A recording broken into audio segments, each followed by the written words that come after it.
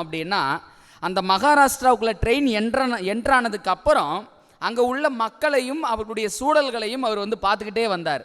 பார்த்துக்கிட்டே வந்தபோது அவர் என்கிட்ட ஒரு கேள்வி கேட்டார். பாஸ்டர், நீங்கள் அடிக்கடி செய்தியில் ஒரு விஷயம் சொல்லிக்கிட்டே இருக்கிறீங்க, அது என்ன அப்படின்னா, இந்த உலகம் முடிவை சந்திக்கணும் அப்படின்னா பூமியில் உள்ள சகல ஜாதிகளுக்கும் சுவிசேஷம் போகணும், போனாதான் உலகத்துக்கு முடிவு அப்படின்னு சொல்லிக்கிட்டே இருக்கிறீங்களே, அப்போ இந்த மலைப்பகுதிகள் எல்லாம் மக்கள் இவ்வளோ இருக்கிறாங்களே, இவங்களுக்கெல்லாம் செய்தி போனாதான் உலகத்துக்கு முடிவா அப்படின்னு கேட்டார். ஆமாண்ணே, கட்டாயம் அப்படின்னு சொன்னேன். இன்னும் கொஞ்ச நேரம் கழித்து அங்கே ஒரு சம்பவம் நடக்கிறது. அந்த சம்பவத்தை பார்க்குறாரு. அங்கே ஒரு நபர் ஒரு தவறான செய்கையில் ஈடுபடும் போது திரும்ப அதே கேள்வியை கேட்குறாரு. இவங்க எல்லாம் மாறினாதான் நமக்கு உலக முடிவுக்கு வருமா அப்படின்னு சொன்னார். நானும் அவருடைய கேள்விக்கு கட்டாயம்னு, உலகத்தில் இருக்கிற எல்லா மனுஷனும் சுவிசேஷத்தை பெற்றுக்கொண்டு அதனால் மனம் மாறும்போது மட்டும்தான் இயேசுவால் வர முடியும் அப்படின்னு சொல்லி நான் அவருக்கு பதில் கொடுத்தேன். அவருடைய பேச்சை அவர் நிறுத்தி கொண்டார். நானும் அதை கடந்துட்டு என் மனசுக்குள்ள ஒரு கேள்வி எழும்புச்சு. என்ன கேள்வி அப்படின்னா, ஆமாம்ல, இயேசு கிறிஸ்து 2000 வருஷங்களுக்கு மேலாக வராரு வராரு வராரு நம்மளும் பிரசங்கம் பண்ணிக்கிட்டு இருக்கிறோம். இயேசு கிறிஸ்துவனுடைய 2ஆம் வருகை வராமல் போவதற்கு காரணம் யாரு? ஒருவேளை சகோதரர் சொன்னது போல இவங்க எல்லாம் எப்போ மனம் மாறுறது, எப்போ இயேசு கிறிஸ்து வர்றது அப்படின்னு சொல்லி என் மனசுக்குள்ள ஒரு கேள்வி எழும்பிடுச்சுங்க. அந்த கேள்வி எழும்பின மாத்திரத்தில் ஆவியானவர் என்னோடு ஒரு விஷயத்தை போராட ஆரம்பித்தார். அந்த போராட்டம் என்ன அப்படின்னா, லேசாக ஒரு கேள்வியை கொண்டு வந்தார். என்ன கேள்வினா, அப்பா மனசில் ஒரு விஷயத்தை நல்லா சிந்திச்ச, சந்தோஷம்தான், இவங்க எல்லாம் எப்போ மனம் மாறுறது, எப்போ நான் இயேசுவினுடைய 2ஆம் வருகை வர்றது அப்படின்னு தானே நீ சிந்திச்ச. ஓ, அப்போ நான் 2ஆம் வருகை வராமல் போனதுக்கான காரணம் அவங்க தானா அப்படின்னு கேட்டார். நான் சொன்னேன், ஆமாம் ஆண்டவரே, எப்போ ஆண்டவரே மக்கள் மனம் மாறுவது, அவங்க மனம் மாறினா தானே ஆண்டவரே நீங்கள் வர முடியும் அப்படின்னு மறுமொழி. ஆண்டவர் ஒரு விஷயத்தை ஞாபகப்படுத்தினார். உண்மையாகவே நீ யோசித்து சொல்லு, அவங்க மனம் மாறாமல் இருப்பதற்காக தான் நான் வரலையா? இன்னும் அவங்க எப்போ மனம் மாறுவாங்களோ அப்போ தான் நான் வருவேன்னு நினைக்கிறியா?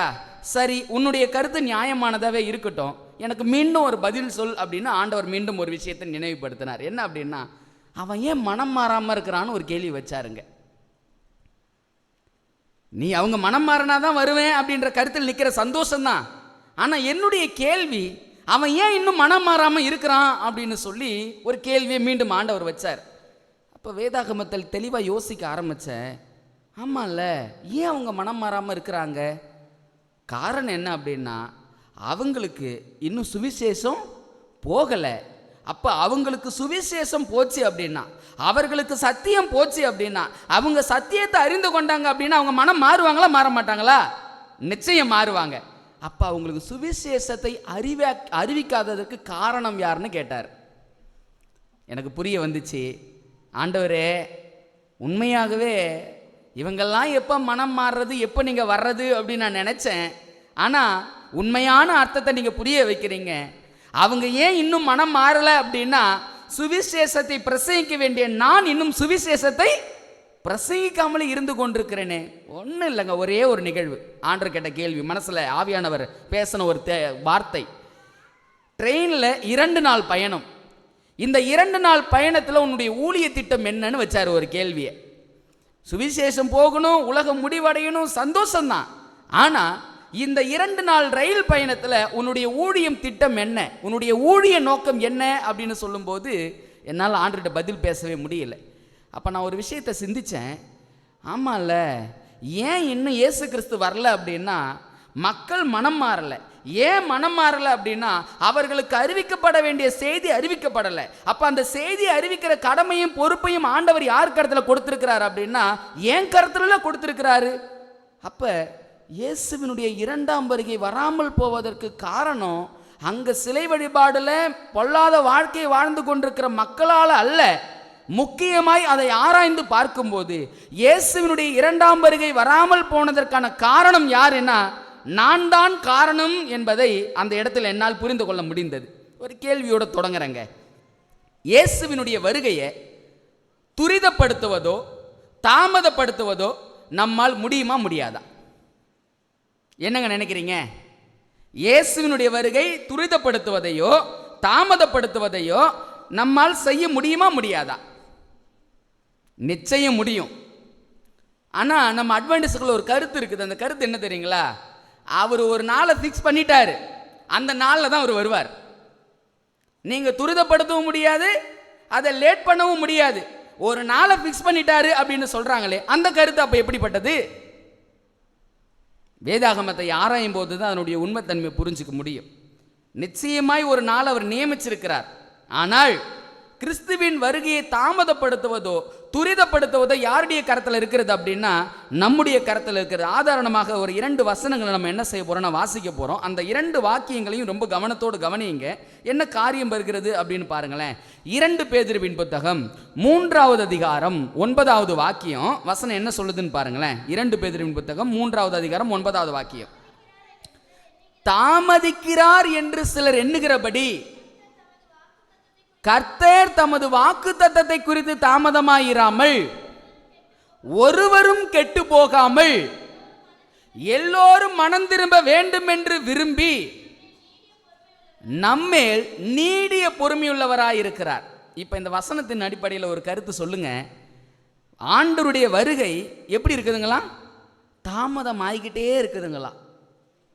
ஆண்டவர் அவருடைய வருகையை தாமதப்படுத்திக்கிட்டே இருக்கிறாராம். ஏன் வருகையை தாமதப்படுத்திக்கிட்டே இருக்கிறார் அப்படின்னா மனம் திரும்ப வேண்டிய மக்கள் இன்னும் மனம் திரும்பல. ஏன் அவங்க மனம் திரும்பல? செல்ல வேண்டிய செய்தி இன்னும் உலகத்துக்கு செல்லல. மக்கள் அறிவிக்க வேண்டிய செய்தியை இன்னும் அறிவிக்கப்படாமல் இருக்கிறது. அதனால கிறிஸ்து என்ன செய்யறார் அப்படின்னா அவருடைய வருகையை தாமதப்படுத்தி கொண்டே இருக்கிறார். முதல் வசனம். அப்ப தாமதப்படுத்துகிறார் என்ற விஷயத்தை நீங்கள் நான் புரிஞ்சுக்கணும். 2வது ஒரு வசனத்தை வாசிப்போம். அதே 2 பேதுருவின் புத்தகம் 3வது அதிகாரம் 12வது வாக்கியத்தை வாசிங்களேன். தேவனுடைய நாள் சீக்கிரமாய் வரும்படி மிகுந்த ஆவலோடே காத்திருங்கள். போதுங்க. இங்க 12வது வசனத்துல வாசிக்கிறோம் தேவனுடைய வருகை சீக்கிரமாய் வரும்படி. அங்க தாமதிக்கிறார்னு வாசிக்கிறோம், அங்க சீக்கிரம்னு வாசிக்கிறோம். அப்ப என்ன அர்த்தம் அப்படின்னா இயேசுவினுடைய வருகையை துரிதப்படுத்தவும் முடியும், தாமதப்படுத்தவும் முடியும். ஆனா துரிதப்படுத்துவதோ தாமதப்படுத்துவதோ யாருடைய கரத்தில் இருக்கு தெரியுங்களா? நம்முடைய கரத்தில் தான். ஏன் இன்னும் இயேசு கிறிஸ்து வரல அப்படின்றதுக்கான கேள்வி எங்க, அதுக்கான விடை எங்க இருக்குது அப்படின்னா உங்களுடைய வாழ்க்கையிலும் என்னுடைய வாழ்க்கையிலும் தான் இருக்கிறது. ஏன் ஆண்டவர் அவருடைய வருகையை தாமதப்படுத்திக்கிட்டே இருக்கிறார் அப்படின்னா மனம் திரும்ப வேண்டிய நீங்களும் நானும் மனம் திரும்பாமல் இருக்கிறோம். நீங்களும் நானும் ஆண்டுடைய வருகைக்கு ஆயத்தமாகாமல் இருக்கிறோம். அதனால தான் கிறிஸ்து தன்னுடைய வருகையை தாமதப்படுத்தி கொண்டே இருக்கிறாரு. பேதுரு சொல்றாரு, பா நீங்களா ஜெபம் பண்ணுங்க, இயேசுவினுடைய நாள் அந்த நாள் சீக்கிரமாய் வரும்படி நீங்க எல்லாம் தொடர்ந்து ஜெபம் பண்ணுங்க அப்படின்னு சொல்றார். தேவனுடைய நாள் சீக்கிரமாய் வரும்படி. அப்ப நல்ல ஒரு கருத்தை புரிஞ்சுக்கணும். நீங்களும் நானும் நினைச்சா இயேசுவினுடைய வருகையை தாமதப்படுத்தவும் முடியும், இயேசுவின் வருகையை துரிதப்படுத்தவும் முடியும். ஆண்டவர் அங்கு தாமதப்படுத்துவதற்கான காரணமும் நாம தான், துரிதப்படுத்துவதற்கான காரணமும் நாமாய்தான் மாற முடியும் என்ற விஷயத்தை நீங்கள் நானும் புரிந்து கொள்ள வேண்டியதா இருக்குதுங்க. கிறிஸ்துவுக்குள் அன்பானவர்களே, அப்ப இயேசுவினுடைய வருகையை தாமதப்படுத்துகிறது யார் அப்படின்னா நம்ம தான்.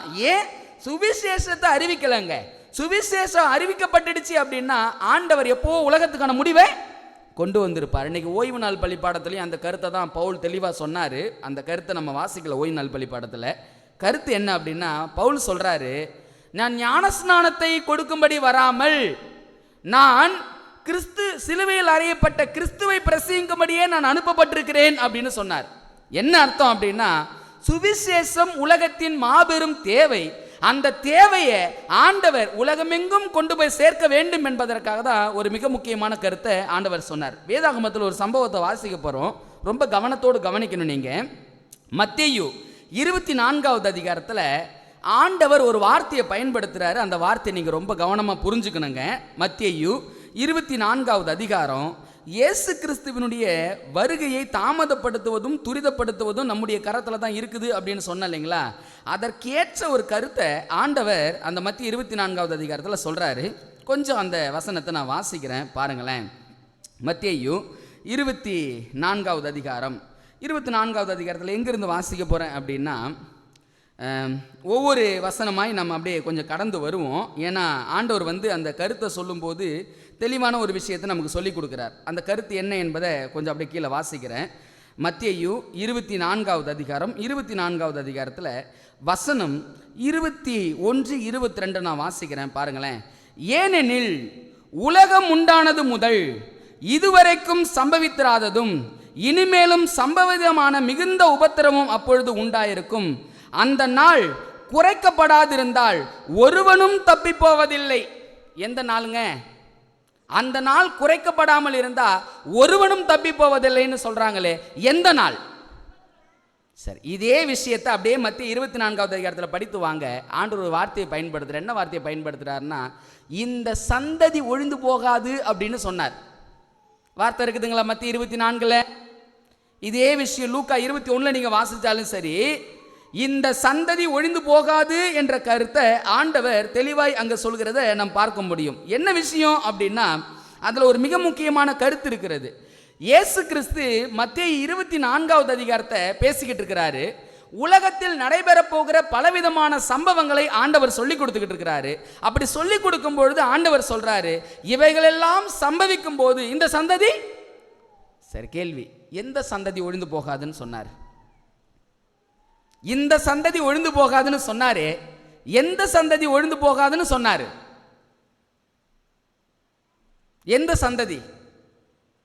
ஆனா இந்த சந்ததி ஒழிந்து போனா இயேசு கிறிஸ்துவினுடைய காலத்தில் இந்த சந்ததி ஒழிந்து போச்சா இல்லையா? முடிஞ்சிச்சா இல்லையா? ஆனா கிறிஸ்து இந்த சந்ததி ஒழிந்து போகாது அப்படின்னு சொன்னதுக்கான சந்ததி எது? நீங்கள் நானும் அதை எப்படி புரிந்து கொள்ள முடியும்?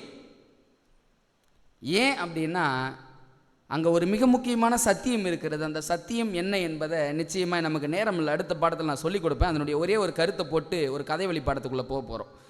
கருத்து என்ன அப்படின்னா, இந்த சந்ததி ஒழிந்து போகாதுன்னு சொன்னதுக்கான காரணம் என்ன அப்படின்னா, அந்த நாட்களிலே கிறிஸ்துவினுடைய வருகையை எதிர்பார்த்திருந்தார்கள்.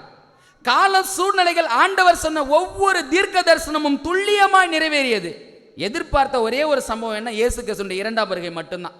ஆனால் இயேசு கிறிஸ்துவினுடைய 2ஆம் வருகை தாமதப்படுத்தி கொண்டே போக வேண்டிய சூழல் இருக்கிறது. ஏன் அப்படின்னா, அதில் புரிந்து கொள்ள வேண்டிய மிக முக்கியமான கருத்து, ஆண்டவருடைய வருகையை துரிதப்படுத்த வேண்டிய நீங்கள் நானும் ஆண்டவருடைய வருகையை இந்த காலங்கள் என்ன செய்கிறோம் அப்படின்னா தாமதப்படுத்தி கொண்டே இருக்கிறோம் என்பதை நீங்கள் நானும் மறந்துவிடக்கூடாது. ஆனால் இன்னைக்கு நம்மளுடைய வாழ்க்கை முறை நமக்கு ஒரு விஷயத்தை சொல்லி கொடுக்குது. நம்ம ஆண்டவருடைய வருகையை துரிதப்படுத்தி கொண்டிருக்கிறோமா, தாமதப்படுத்தி கொண்டிருக்கிறோமா? ஏன் இயேசு வர முடியலை அப்படி என்பதற்கு ஒரு மிக முக்கியமான கருத்தை நீங்கள் நானும் புரிந்து கொள்ள வேண்டியதாக இருக்கிறது. ஒரு பாவி, அந்த பாவி நானா இருக்கட்டும், இப்போ இந்த பாவி நினைச்சா இயேசுவினுடைய வருகையை துரிதப்படுத்தவும் முடியும், தாமதப்படுத்தவும் முடியும். எப்படின்னு சொல்றேன் பாருங்களேன். நீங்க ரொம்ப கவனமாக கவனிக்கணும் இந்த விஷயத்தை. இந்த ஒரு பாவி ஒரு பாவத்தை தான் செய்கிறான். அந்த ஒரு பாவத்தை செய்து இவன் ரொம்ப அமைதியான ஒரு வாழ்க்கையை வாழ்ந்துக்கிட்டு ஆலயத்துக்கு போகிறான், பிரசங்கம் பண்ணுறான், எல்லா காரியத்தையும் நிறைவாக செய்கிறான். இப்போ இந்த ஒரு பாவி நிமித்தம் ஆண்டவருடைய வருகை தாமதப்படுமா? என்னங்க நினைக்கிறீங்க? ஒரு நபரின் நிமித்தம் ஆண்டவருடைய வருகை தாமதப்படுமா? 2 பேதுரு 3:9 வாசிக்கிறோம். ஒருவரும் கெட்டு போகாமல். ஆண்டவருடைய வருகையை தாமதப்படுத்துவது வெளியில நீங்கள் நான் நினைக்கிற மாதிரி அந்த கிறிஸ்துவோ இல்லை ஞாயிறு ஆசரிப்பு சட்டமோ மற்ற எதுவுமே கிடையாது. ஆண்டவருடைய வருகையை தாமதப்படுத்துவது யார் அப்படின்னா நீங்களும் நானும் தான். 2ஆம் வருகைக்கு எதிரியானவர்கள் யார் அப்படின்னா நான் தான். ஏன்னா நான் என் பாவ வாழ்க்கையை விட்டொழித்து நான் பரிசுத்தமான ஒரு ஜீவியத்தை வாழ்ந்து ஆண்டவருடைய வருகைக்காக நான் காத்திருப்பேன் அப்படின்னா நிச்சயமாய் தேவன் அவர் சீக்கிரமாய் வந்திருப்பார். ஆனா ஏன் இயேசுவால 2ஆம் முறை சீக்கிரம் வர முடியல அப்படின்னா, வந்தா யாரை காப்பாற்ற முடியாது? இந்த பாவியை காப்பாற்ற முடியாது. அப்ப யோசித்து பாருங்க, என் வாழ்க்கையில பெரிய பெரிய காரியம் அல்ல, ஒரே ஒரு பாவம் என் வாழ்க்கையில் இருந்தாலும் சரி, அந்த ஒரு பாவம் இயேசுவை இந்த பூமிக்கு 2ஆம் முறை வரவிடாமல் தடுத்து கொண்டிருக்கிறது. அந்த ஒரு பாவம் நான் இயேசுனுடைய வருகையை இந்த பூமிக்கு கொண்டு வராதபடி தடை செய்து கொண்டிருக்கிறவனா இருக்கிறேன் என்ற விஷயத்தை நீங்கள் நானும் எப்பயாவது சிந்தித்து பார்ப்பது உண்டுங்களா? நான் அந்த ரயில் பயணத்தில் சொன்னது போல நான் என்ன நினைச்சேன்னா, இவங்கெல்லாம் எப்போ மனம் மாறுறது, ஆண்டவர் எப்போ வர்றது அப்படின்னு நான் நினைச்சேன். ஆண்டவர் எனக்குள்ளாக வைத்த கேள்வி, அவன் மனம் மாறாமல் இருப்பதற்கு காரணம் யாருப்பா? நீதானே. நீ சத்தியத்தை சொல்லியிருந்தா, நீ உண்மையான சுவிசேஷத்தை அறிவிச்சிருந்தா அவன் மனம் மாறுவதற்கான வழிகளும் வாய்ப்புகளும் உண்டே. நீ சுவிசேஷத்தை பிரசங்கிக்காம இருக்கிறதுனால அவனால் என்ன பண்ண முடியல? மனம் மாற முடியல. அப்ப நீங்க சொல்லுங்க, இயேசுவினுடைய இரண்டாம் வருகை இந்த பூமியில தடைபடுவதற்கு காரணம் யாருங்க? நம்ம எதிர்பார்த்து கொண்டிருக்கிற ஞாயிறு ஆசரிப்பு சட்டமா? இன்னைக்கு செவன்த் அட்வென்டிஸ்ட் அதானே எதிர்பார்த்துக்கிட்டு இருக்கிறோம். இன்னும் சட்டம் வரல, ஞாயிறு ஆசரிப்பு சட்டம் வரல, இன்னும் உபத்திரவத்தின் காலம் ஆரம்பிக்கல, இந்த சம்பவம் நடக்கல, அந்த சம்பவம் நடக்கல. இது எல்லாம் நடந்தாதான் இயேசு வருவார்னு சொல்றோம். இது எல்லாம் நடந்தாலும் நடக்காம போனாலும் இந்த பாவி மனம் மாறாத வரைக்கும் அவர் என்ன பண்ண மாட்டாரு? வரமாட்டார்.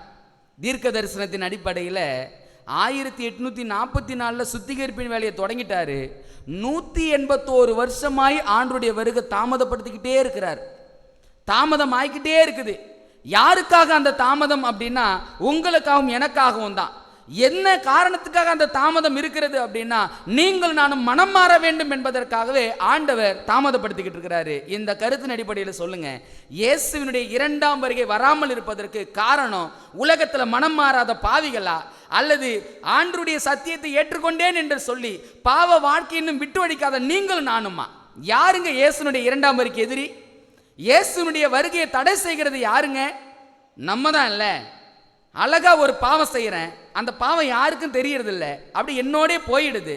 ஆனால் ஆண்டவர் அதை பார்க்குறாரு, பா நீ சுத்தம் ஆகலப்பா, நீ இன்னும் கிறிஸ்துவின் ஒத்த குணத்துக்கு வரலப்பா, நீ கிறிஸ்துவினுடைய ஒத்த குணத்துக்கு வந்தாதான் என்னால் பூமிக்கு மறுமுறை வர முடியும். நீங்கள் சிந்திச்சு பாருங்க, ஆண்டவர் நினச்சிருந்தா அவர் எப்போவே வந்திருக்கலாம். ஆனால் தாமதப்படுத்திக்கிட்டே இருக்கிறார். ஆண்டவர் தாமதத்தை கொடுத்துக்கிட்டே இருக்கிறார். எதற்காக அந்த தாமதம் அப்படின்னா உங்களையும் என்னையும் எப்படியாவது மீட்டெடுக்கணும். உங்களையும் என்னையும் எப்படியாவது ஆண்டவர் அவருடைய பரிசுத்த ஒத்த குணத்துக்கு மாற்ற வேண்டும். அந்த பரலோக ராஜ்யத்தில் உங்களை என்னையும் கொண்டு போய் சேர்க்க வேண்டும் என்று சொல்லி ஆண்டவர் அந்த வருகையை தாமதப்படுத்திக்கிட்டே இருக்கிறாரு. இயேசுவினுடைய இரண்டாம் வருகை இந்த பூமியில் வராமல் போனதற்கு நான் மற்றவங்களை காரணம் காட்ட வேண்டிய அவசியம் அல்ல. இயேசுவினுடைய வருகை இன்னும் வராமல் இருப்பதற்கு காரணம் நான் மாத்திரமே. அந்த பழி என்னை மாத்திரமே சுமரும். ஏன் அப்படின்னா நான் ஒரு பரிசுத்தமான ஜீவியத்தை ஜீவிச்சு நான் சத்தியத்தை உலகத்தில் கொண்டு போய் பிரசங்கிச்சா எப்போ இயேசு வந்திருப்பார்ல. காலையில் காட்டுப்புதல்ல ஒரு கதை வழிபாடத்தை எடுத்தேன். அந்த சம்பவத்தை வாசிக்கும் பொழுது ஒரு மிக முக்கியமான சத்தியத்தை ஆண்டவர் எனக்கு கற்றுக் கொடுத்தார். அந்த சம்பவத்தை வாசித்து நாம் நிறைவு பகுதிக்குள்ளே கடந்து செல்ல இருக்கிறோம். 2 ராஜாக்களின் புத்தகம் 6வது அதிகாரம் 7வது அதிகாரம். இந்த 2 அதிகாரங்களுடைய கதையின் சுருக்கத்தை நான் சொல்லி மிக முக்கியமான கருத்தை சொல்லி முடிக்க போகிறேன். நான் கதையின் சுருக்கம் என்ன அப்படின்னா, சீரிய நாட்டு ராஜா என்ன செய்கிறான் அப்படின்னா இஸ்ரவேல் தேசத்தை எப்படியாவது முற்றுகை போடணும், அந்த தேசத்தை எப்படியாவது பிடிக்க வேண்டும் என்று சொல்லி இந்த சீரிய நாட்டு ராஜா திட்டங்களை வகுத்து என்ன செய்கிறான்னா அவனுடைய வேலைக்காரனோடு பேசி கொண்டிருக்கிறான். இப்போ இந்த வேலைக்காரனோடு பேசி கொண்டிருக்கிற சம்பவம் இஸ்ரவேல் ராஜாவுக்கு எப்படி தெரிஞ்சிடுது. இவன் யோசிக்கிறான், என்ன இது, நம்ம இங்கே உட்காந்து பேசிக்கிட்டு இருக்கிறோம், நமக்குள்ள யார் அந்த கருப்பு ஆடு, யார் இந்த விஷயத்தை அவனுக்கு சொல்லி கொடுக்கறது அப்படின்னு சொல்லி வேலைக்காரங்கிட்ட கேட்கும்போது சொல்கிறான், எஜமானே அங்கே சமாரியாவில் ஒரு தீர்க்கதரிசி இருக்கிறாரு, நீ உன் பள்ளி அறையில் பேசுறத அவன் தெய்வம் அவருக்கு சொல்கிறாரு, அவன் போய் இஸ்ரவேல் ராஜாவுக்கு சொல்லி கொடுத்துட்றான், நீ எங்களை யாரும் சந்தேகப்பட வேண்டிய அவசியம் இல்லை அப்படின்னு சொல்லிடுறான். உடனே இந்த சீரிய ராஜா என்ன செய்கிறார் அப்படின்னா, வாங்க போய் அந்த சமாரியாவில் இருக்கிற அந்த தீர்க்கதரிசி ஒரு கை பார்ப்போம் அப்படின்னு வரார். சமாரியாவில் இருக்கிற தீர்க்கதரிசி கிட்ட வராரு. கேயாசி எலிசாவுடைய வேலைக்காரன் அதிகாலையில் எழுந்து கதவை திறக்கிறான். கதவை திறந்து பார்க்கும்போது என்ன சம்பவத்தை பார்க்குறாரு, அநேக விதமான ரதம் குதிரைகளோடு நிற்கிற அந்த படையை பார்த்த உடனே ஐயோ எஜமானே நம்ம என்ன செய்வோம் அப்படின்னு அலறிக்கிட்டு ஓடினார். திரும்பவும் எலிசா வெளியே வந்து அவருடைய கண்களை திறக்கும்படி ஜெபிக்கிறாரு. அந்த கண்கள் திறக்கப்படுது. அவன் பார்க்குறான், அக்னிமயமான ரதங்களும் குதிரைகளும் அதிகமாக இருக்கிறத பார்த்த உடனே புரிஞ்சுக்கிட்டான். எலிசா சொன்னார், அவர்களோடு இருப்பவர்களை காட்டிலும் நம்மோடு இருக்கிறவர்கள் அதிகம் என்பதை புரிஞ்சுக்கிட்டாங்க. இந்த சம்பவம் இதோட முடியுது. எலிசா தீர்க்கதரிசி ஒரு தீர்க்க தரிசனம் சொல்கிறாரு. என்ன தீர்க்க தரிசனம் சொல்கிறாருன்னா பாரு, அந்த 17வது அதிகாரத்தில் முதல் வசனம், அப்பொழுது எலிசா கர்த்தருடைய வார்த்தையை கேளுங்கள், நாளை இந்நேரத்தில் சமாரியாவின் வாசலிலே 1 மரக்கால் கோதுமை மா 1 சேக்கலுக்கும் 2 மரக்கால் வார் கோதுமை 1 சேக்கலுக்கு விற்கப்படும் என்று கர்த்தர் சொல்கிறார். இங்கே 2 வார்த்தை வருது, வார் கோதுமை கோதுமை. இந்த 2த்தையும் சேர்த்தா என்ன செய்வாங்கன்னு நான் ஒரு வெளிப்படுத்தின விசேஷ புத்தகத்தில் சொல்லி கொடுத்தோம். அப்பம் சுடணும் அப்படின்னா கோதுமையும் தேவை வார்கோதுமையும் தேவை. இரண்டையும் கலந்தாதான் அப்பம். அப்ப அந்த ரெண்டு காரியமும் விற்கப்படும் அப்படின்னு சொல்றார். இப்ப அந்த காவலன் என்ன சொல்றான் பாருங்களேன், 2வது வசனம். அப்பொழுது ராஜாவுக்கு கைலாகு கொடுக்கிற பிரதானி ஒருவன் தேவனுடைய மனுஷனுக்கு பிரதியுத்தரமாக, இதோ கர்த்தர் வானத்திலே மதகுகளை உண்டாக்கினாலும் இப்படி நடக்குமா என்றான். அதற்கு அவன், உன்னுடைய கண்களினாலே அதை காண்பாய், ஆனாலும் அதிலே சாப்பிட மாட்டாய் என்றான். என்ன சொல்றாரு? நடக்கும்போது நீ பாப்ப, ஆனா நீ என்ன பண்ண மாட்ட? சாப்பிட மாட்ட. அதே போல சம்பவம் நடக்குது. என்ன சம்பவம் நடக்குது? இஸ்ரவேல் தேசம் முற்றுகை போடப்பட்டுடுச்சு. தேசத்துக்குள்ள பஞ்சமும் பசியும் பட்டினியுமாய் மக்கள் இருக்கிறாங்க. அநேக ஸ்திரீகள் தங்களுடைய பிள்ளைகளையே சாப்பிடுற அளவுக்கு அங்க பஞ்சம் உருவாயிடுச்சு. இஸ்ரவேல் தேசத்தின் ராஜா அந்த மதில் சுவர் மேல் நடந்துகிட்டு இருக்கிறாரு. ஒரு ஸ்திரீ போய் ஒரு பஞ்சாயத்து வைக்கிறாங்க. என்ன பஞ்சாயத்து? இவ பிள்ளைய சமைச்சு சாப்பிடலான்னு சொன்னா, என் பிள்ளைய சமைச்சு நேத்து சாப்பிட்டுட்டோம், இன்னைக்கு அவ பிள்ளைய கேட்டா எனக்கு என்ன பண்ண மாட்டா? கொடுக்க மாட்டா. இந்த சம்பவத்தை கேட்ட மாத்திரத்தில் இஸ்ரவேலின் ராஜா தன் வஸ்திரங்களை கிழித்து கொண்டு நின்றான் அப்படின்னு சொல்லி பார்க்கிறோம். அவன் சொன்னா, எங்க இருக்கிற அந்த சாபாத்தின் மகன் எலிசா, அவனுடைய தலையை நான் என்ன பண்ணணும்? வாங்கி ஆகணும் அப்படின்ற வார்த்தையை சொல்றதை நம்ம வாசிக்க முடியுது. இந்த சம்பவம் அப்படியே நிறைவடையுதுங்க. எலிசா சொன்னாரு, நாளைய தினத்துல கோதுமையும் பார்கோதுமையும் கிடைக்கும், நிச்சயமாய் இந்த பஞ்சத்துக்கான சூழல் மாறும் அப்படின்னு சொன்னார் பாருங்க. அதற்கான சூழல் அப்படியே அமைந்து வருகிறது. இங்க 4 குஷ்டரோகிகளை அறிமுகப்படுத்துறாங்க. இந்த 4 குஷ்டரோகிகளும் எங்க இருந்தவங்க? ஊருக்கு புறம்பே இருந்தவங்க, வெளியே இருந்தவங்க இல்ல. ஏன்னா குஷ்டரோகிக்கு எங்க இடம் கிடையாது, உள்ள இடம் கிடையாது. இவங்க ஊருக்கு வெளியே இருந்தவங்க.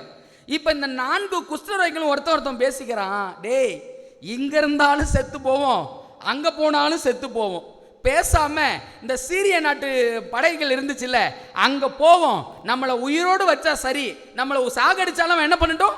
சாகடிக்கட்டும் அப்படின்னு துணிஞ்சி அந்த சீரிய நாட்டு படைகள் இருக்கிற இடத்துக்கு போறாங்க. போய் பார்க்கும்போது ஒரு விஷயத்தை பார்க்குறாங்க. அது அங்கே யார் இல்லை? சீரிய நாட்டு படைகள் ஒன்றுமே இல்லை, எல்லாரும் போயிட்டாங்க. ஒரு கூடாரத்துக்குள்ள போறான். அங்க புசிப்பதற்கு அப்பமும் திராட்சை ரசமும் அங்கே பொன்னும் வெள்ளியும் வைக்கப்பட்டிருக்கிறத பார்த்த உடனே தாங்க முடியல. இவன் போய் புசித்து குடித்து என்ன செய்தான் அப்படின்னா, அந்த வெள்ளியும் பொன்னையும் கொள்ளையடிச்சு கொண்டு போய் ஒளிச்சு வச்சுக்கிட்டான். ஒரு கூடாரத்துக்குள்ள போய் ஒளிச்சு வச்சானா, மறுபடியும் 2வது கூடாரத்துக்குள்ள போறான். அதே மாதிரி புசித்து குடித்து மீண்டும் இருக்கிற வெள்ளியும் பொன்னையும் கொண்டு போய் என்ன பண்ணிட்டான்? ஒளிச்சு வச்சுட்டான். இப்படி ஒளிச்சு வச்சுக்கிட்டே இருக்கும்போது அவன் மனசுக்குள்ள ஒரு கேள்வி எழும்புது. அந்த கேள்வி என்ன அப்படின்னா, வசனத்தை நான் வாசிக்கிறேன் பாருங்க. 7வது அதிகாரம் 9வது வசனம்.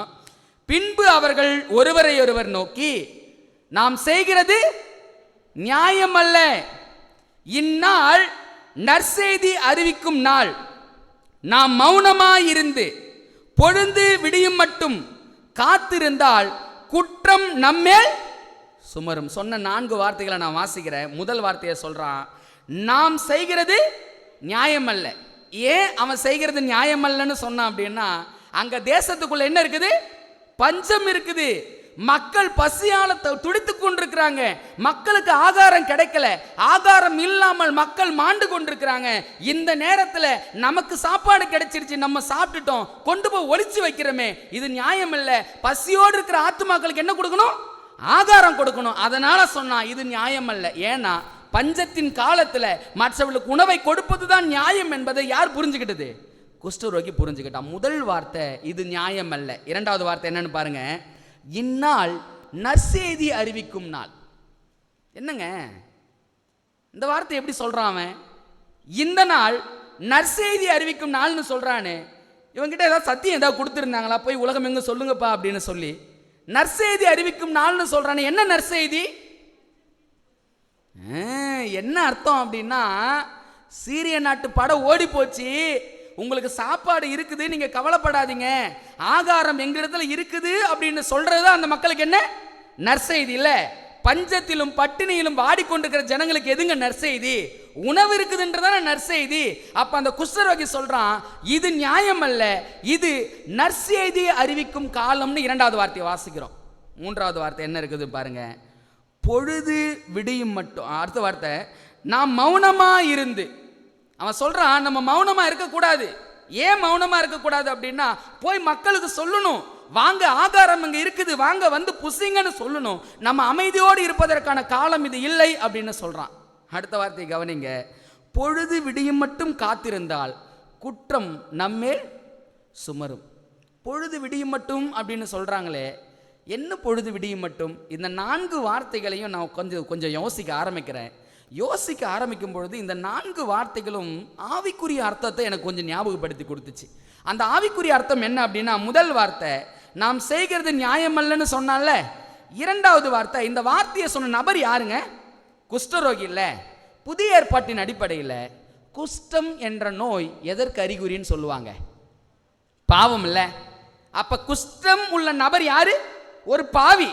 அப்ப இந்த குஷ்டரோகி யாரை குறிக்கிறான் அப்படின்னா, ஒரு பாவியை குறிக்கிறான். இப்ப அந்த பாவிக்கு என்ன கிடைக்குது அப்படின்னா, ஆகாரம் கிடைக்கிறது. இப்ப ஆகாரத்தை அவன் பெற்றுக்கொண்டான். பெற்றுக்கொண்டவன் முதலாவது என்ன செஞ்சான்? கொண்டு போய் ஒளிச்சு வச்சான். ஒளிச்சு வைக்கும்போது அவன் மனசு அவனே குற்றப்படுத்துது. இது ஒளிச்சு வைக்க காலம் இல்லை, நம்ம செய்யறது நியாயம் இல்லை அப்படின்னு சொன்னான். அப்ப நல்லா கவனமா கவனிங்க. குஷ்டரோகி ஒரு பாவியை குறிக்குது. ஆகாரம் என்பது வேதாகமத்தில் எதை குறிக்கும்? அப்பம் என்பது வேதாகமத்தில் எதை குறிக்கும்? தேவனுடைய வார்த்தை இல்லை. அப்ப அப்பம் ஆகாரம் தேவனுடைய வார்த்தை. இப்ப அந்த தேவனுடைய வார்த்தையை கொண்டு போய் ஒளிச்சு வைக்கிற ஒரு கூட்டம் இருக்குது. அடுத்தது சொல்றான், நம்ம மௌனமா இருக்கக்கூடாது அப்படின்றான். ஏன் அப்படின்னா, தேசத்துல பஞ்சத்துல மக்கள் வாடிக்கொண்டிருக்கிறாங்க. அந்த பஞ்சத்தில் வாடுகிற மக்களுக்கு நம்ம எப்படியாவது இந்த அப்பத்தை கொண்டு போய் சேர்க்கணும். அதனால நம்ம என்ன பண்ணக்கூடாது? மௌனமா இருக்கக்கூடாது, நம்ம பேசணும், எல்லாருக்கும் சொல்லணும் அப்படின்னு சொல்றான். அதுக்கு அடுத்த வார்த்தை பொழுது விடியும் மட்டும்னு சொல்றானே. இந்த பொழுது விடியும் மட்டும் அப்படின்னா என்னங்க அர்த்தம்? எங்க இந்த வார்த்தையை பயன்படுத்துவாங்க? பொழுது விடிவது, அதிகாலை, இந்த வார்த்தையை எங்க பயன்படுத்துவாங்க?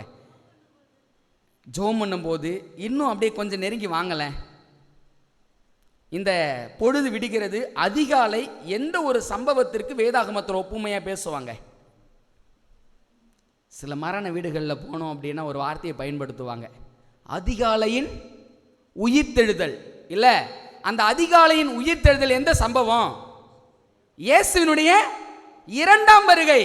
அதை தான் பைபிள் சொல்லி கொடுக்குது. என்ன சொல்லி கொடுக்குது அப்படின்னா, அவன் சொல்றான், இந்த காலத்துல மௌனமா இருப்போம் அப்படின்னா, இந்த காலத்தில் நமக்கு கிடைக்கிறத வச்சு ஒளித்து கொண்டிருப்போம் அப்படின்னா, அதிகாலை வேலை வருகிறது, அந்த நேரத்தில் குற்றம் நம்மேல் சுமரும். இந்த சம்பவத்தை வாசித்தேன்.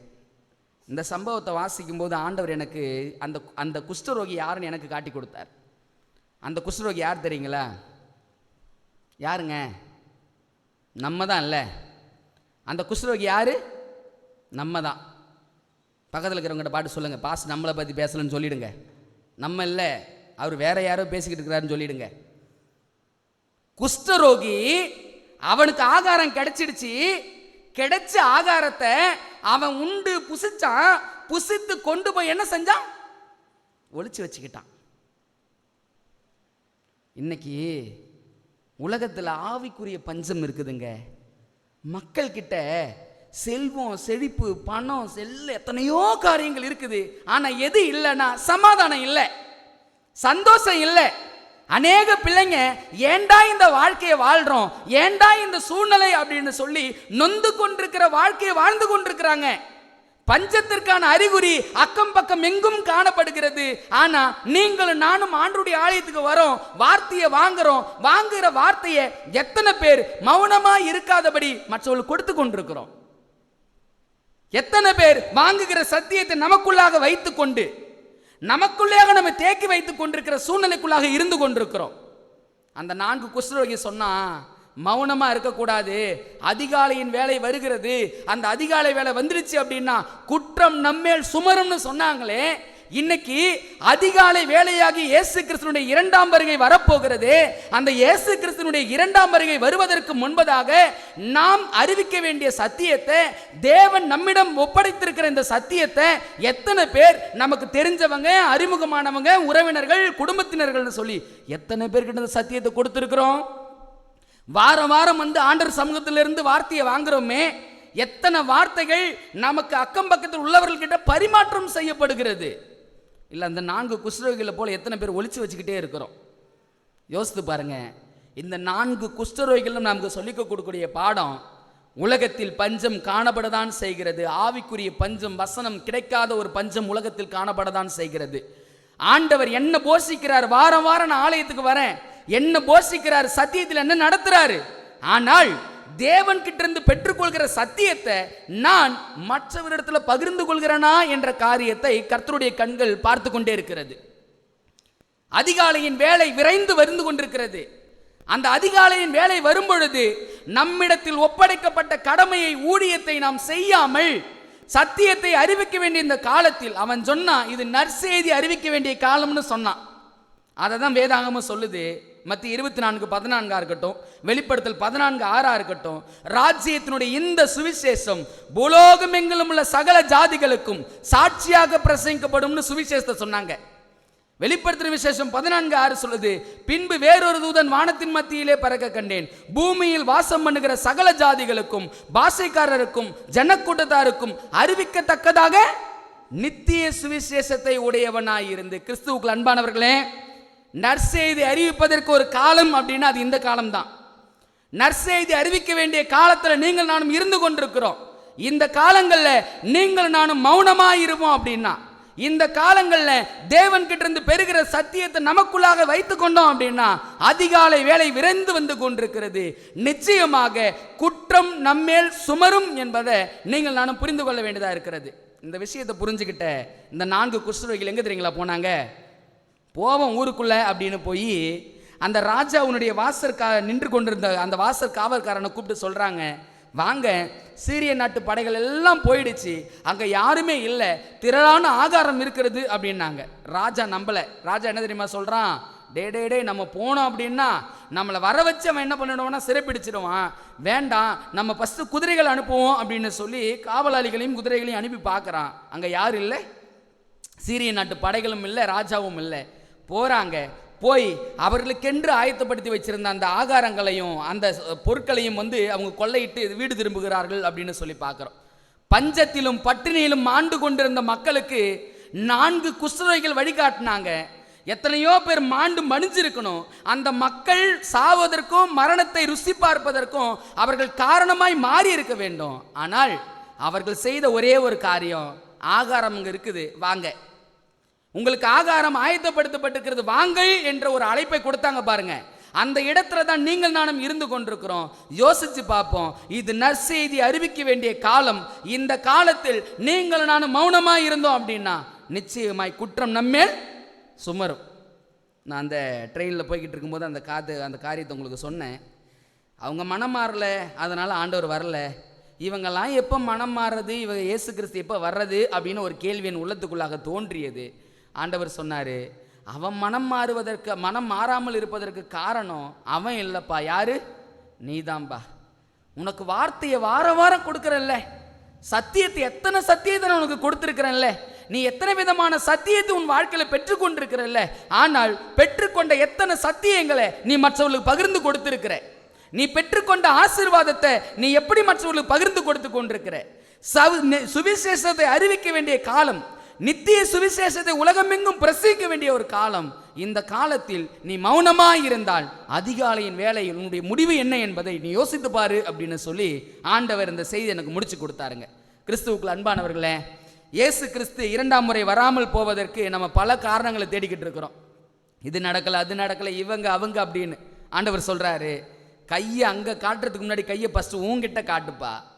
என் வருகை தடைபடுவதற்கு காரணம் அஞ்ஞான மக்கள் அல்ல. என் வருகை தடைபடுவதற்கு காரணம் உலகத்தில் பாவத்தோடு ஜீவித்துக் கொண்டிருக்கிற ஜனங்கள் அல்ல. என் மக்கள் மனம் மாறுவதற்கும் மனம் திரும்புவதற்கும் தான் உன்ன வச்சேன்.